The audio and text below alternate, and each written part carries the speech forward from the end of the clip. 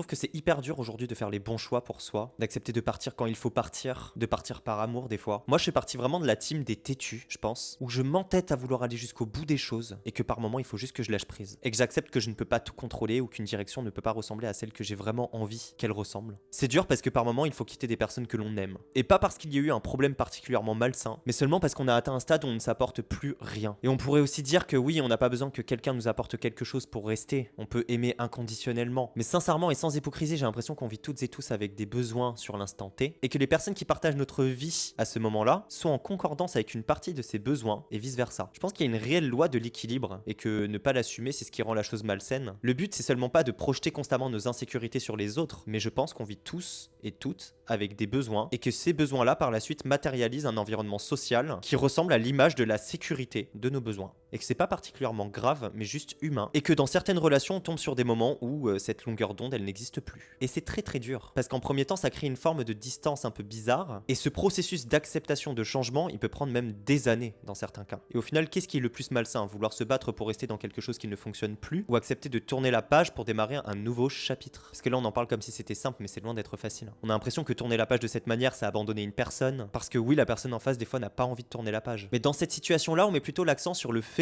d'accepter qu'un chapitre est terminé que de créer une rupture totale.